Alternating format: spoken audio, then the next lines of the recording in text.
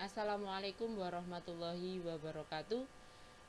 Kali ini kita akan membahas materi tentang kalor dan perpindahannya. Materi IPA SMP MTS kelas 7 semester ganjil. Dipersembahkan oleh saya Nurul Ernawati, Sarjana Pendidikan dari MTS Negeri 2 Trenggalek.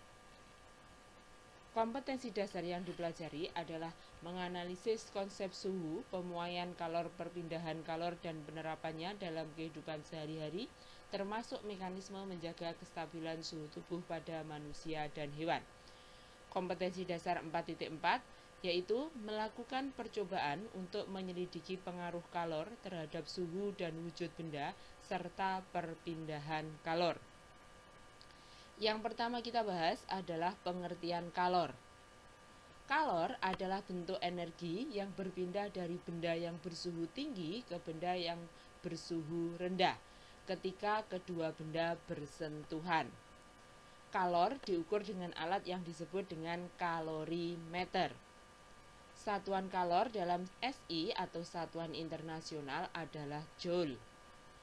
Satuan kalor yang lain adalah kalori, di mana 1 kalori adalah jumlah energi panas yang dibutuhkan untuk menaikkan 1 gram air hingga naik suhunya sebesar 1 derajat Celcius. Di mana konversi satuan energi kalor 1 joule itu sama dengan 0,24 kalori atau 1 kalori sama dengan 4,2 joule. Pengaruh kalor terhadap suatu benda. Pengaruh kalor terhadap suatu benda ada 2 macam, yaitu yang pertama, kalor dapat menaikkan suhu suatu benda, dan yang kedua adalah kalor dapat merubah wujud benda. Pengaruh kalor terhadap suhu zat. Jika suatu zat menyerap kalor, maka suhu akan naik. Dan jika suatu zat melepas kalor, maka suhunya akan turun. Jika kita perhatikan, jika air panas ditambah dengan es batu, maka akan menjadi air hangat. Besarnya kalor untuk menaikkan suhu suatu benda, jadi jumlah kalor Q yang diserap atau dilepaskan oleh suatu zat ketika mengalami perubahan suhu dirumuskan dengan Q sama dengan M kalikan C kalikan delta T, atau Q sama dengan MC delta T. Dengan Q adalah jumlah kalor, satuannya joule, M adalah massa benda, C adalah kalor jenis zat, dan delta T adalah kenaikan suhu, di mana delta T itu suhu akhir dikurangi suhu awal atau T2 min T1. Jika digambarkan pada segitiga, maka Q sama dengan M C delta T. Kalau yang dicari Qm berarti Q per C kalikan delta T, dan seterusnya. Kita lanjut pengaruh kalor terhadap wujud zat. Seperti yang kita ketahui bahwa wujud zat ada 3, yaitu ada zat gas, zat padat, dan zat cair. Dari zat gas menuju zat padat, maka dia akan mengalami mengkristal. Padat menjadi cair akan mengalami mencair atau melebur. Cair menjadi gas, prosesnya disebut sebagai menguap.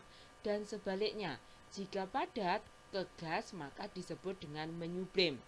Cair ke padat disebut dengan membeku, dan gas ke cair namanya mengembun.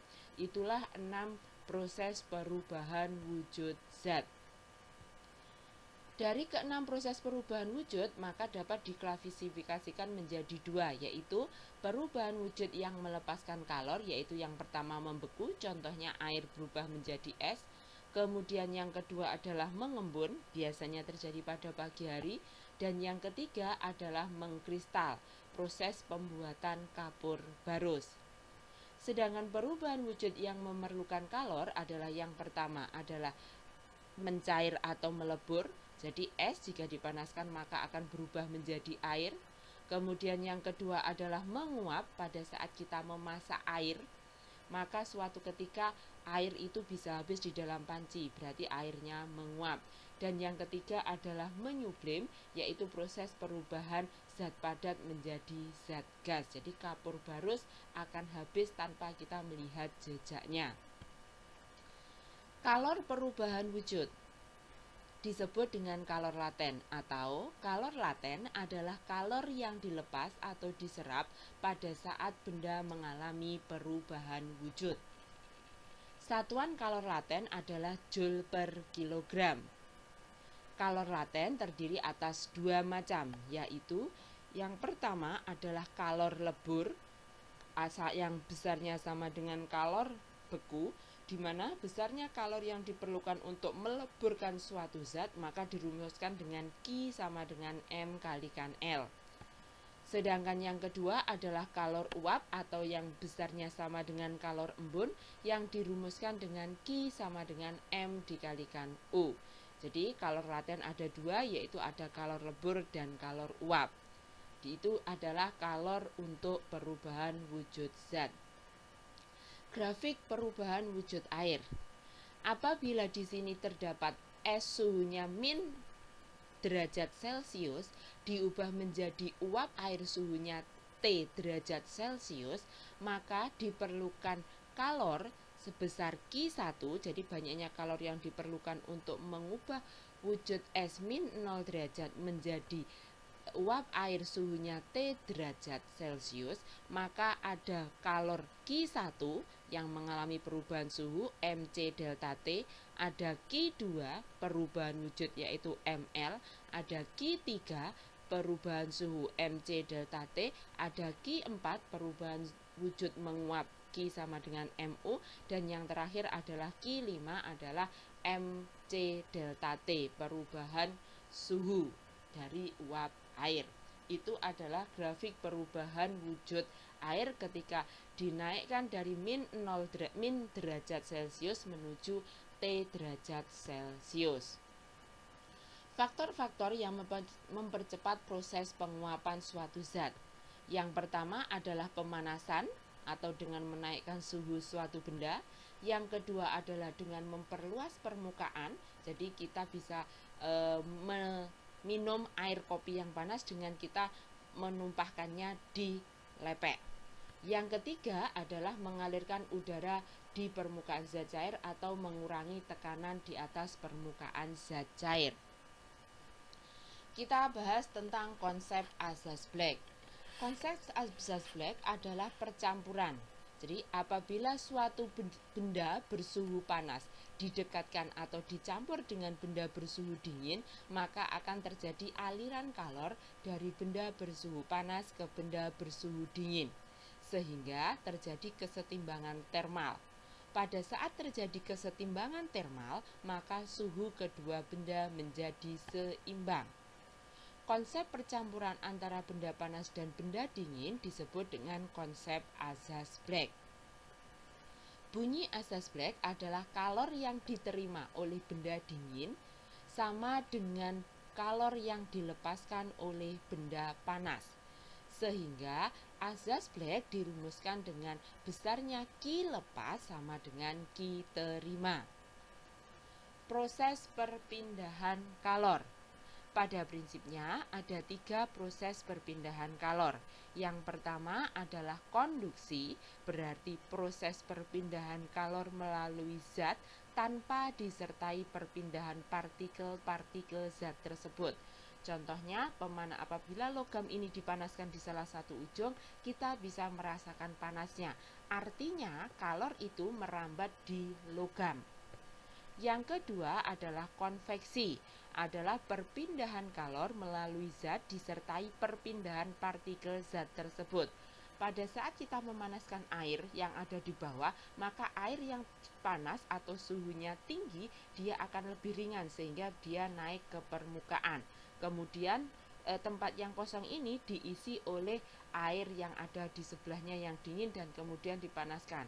Karena terjadi perpindahan partikel, maka disebut perpindahan kalor secara konveksi. Yang ketiga adalah proses perpindahan kalor secara radiasi, yaitu perpindahan kalor tanpa diperlukan zat perantara atau medium. Contohnya adalah panas matahari sampai ke permukaan bumi melalui radiasi, tidak memerlukan zat perantara karena antara matahari dan bumi terdapat ruang hampa udara, tidak ada partikel. Klasifikasi benda berdasarkan kemampuan menghantarkan kalor dibagi menjadi dua, yaitu konduktor, benda yang mampu menghantarkan panas dengan baik. Contohnya besi, baja, tembaga, seng, dan aluminium. Sedangkan yang kedua adalah isolator, yaitu benda yang menghantarkan panas dengan kurang baik atau buruk. Contohnya kayu, kaca, wol, kertas, dan plastik. Pemanfaatan kalor dalam kehidupan sehari-hari yang pertama adalah panci masak. Di situ terdiri dari logam mengkilap dari bahan konduktor, maka mampu menghantarkan panas dari kompor ke benda yang dipanaskan. Kemudian pegangannya terbuat dari bahan isolator dan juga tutupnya supaya kita tidak panas pada saat pegang panci yang kita panaskan. Yang kedua adalah setrika. Bagian logam yang ada di bawah yang kita gunakan untuk setrika itu menyalurkan panas listrik. Jadi listrik yang berubah menjadi energi panas sehingga baju kita menjadi licin. Sedangkan pada saat kita memegang setrika, maka kita pegang pegangan yang terbuat dari plastik sehingga kita tidak merasa panas. Dan yang ketiga adalah termos. Termos ini menghindari perpindahan panas secara konduksi, konveksi, dan radiasi. Menghindari, jadi sumbat terbuat dari plastik atau gabus, bahan isolator yang baik supaya panasnya dari air yang ada di dalam termos tidak keluar.